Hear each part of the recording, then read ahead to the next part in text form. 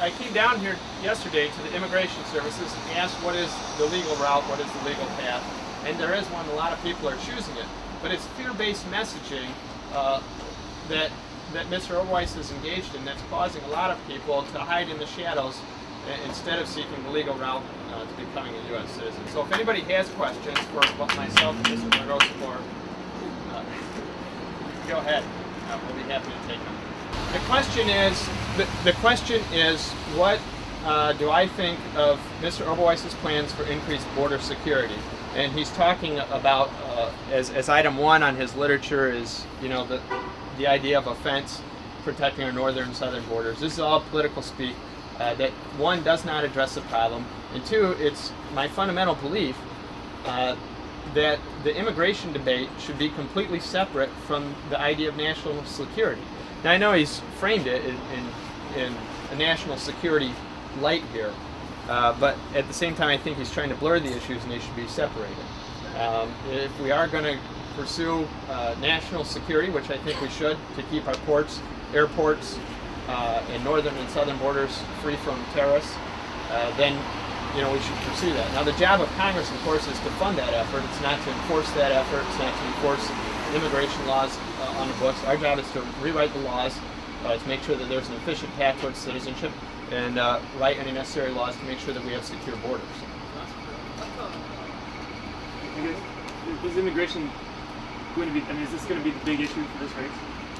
I think that they want it to be. I think that that's the biggest problem, is that the Republicans are turning to a message of fear. And as I pointed out, they have nothing in here that addresses the healthcare crisis. They have nothing in here that addresses the war in Iraq. And they want to stimulate fear in the hearts of Americans to to get them out to the polls. That's what this is about, and that's part of their strategy. And it has a very negative side effect that I discussed here, and to the point where people start to accept things that cede our civil liberties, like national ID card. So, I, of course, want this debate to be about health care, want it to be about the economy. I want this election to be about the war in Iraq and a referendum on the Republicans' mishandling of that effort. Because they don't have a message, they're turning to fear and hoping to stimulate fear within the hearts of Americans. That's the wrong direction for our country to go.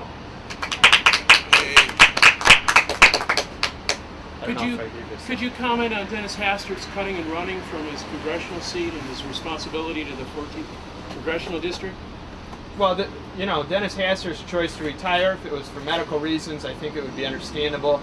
I think this is more Dennis Hastert putting the concerns of the Republican Party before putting the concerns of the district and the voters of this district who chose him over myself in 2006 to represent them on the floor of the House. I can tell you, when I'm elected in the special election and in the 2008 general election, I will serve my term.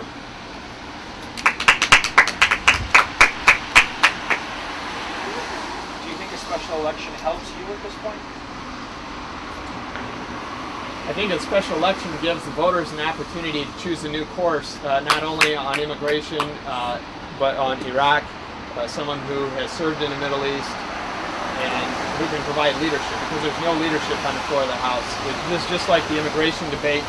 You've got both Republicans and Democrats who are caving to Bush's message, stated course message, and his growing fear-based message in Iran, and it's why we need a leader. As far as the timeline, we don't know what that timeline is, so it's hard to comment as to whether that timeline is going to help or hurt, but certainly I think it's a great opportunity for the voters of this district to get a leader. Would you have supported that immigration bill that failed last year? The biggest problem with that bill is it did not address the root cause, which is NAFTA and the global imbalance of trade, which we have to put into the debate, as far as I'm concerned.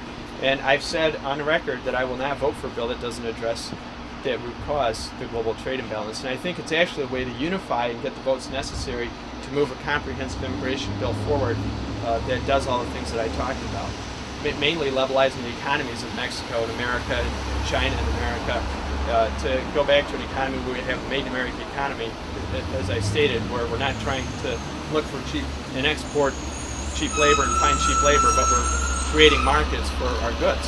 So that has to be in the fulcrum. So I would not have voted for that bill, because it needs to have that component, which no one's talking about with the exception of a select few.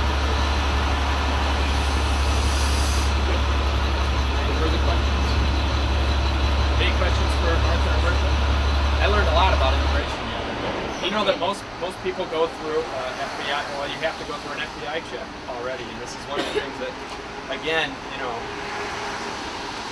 Mr. Overweiss is saying we need to have background checks part of it when they're already part of the system. It's fear mongering. It's not policy.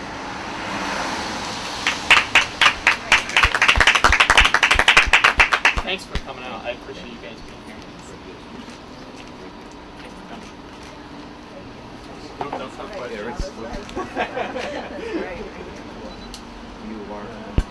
I love your coat, by the way. It's very nice.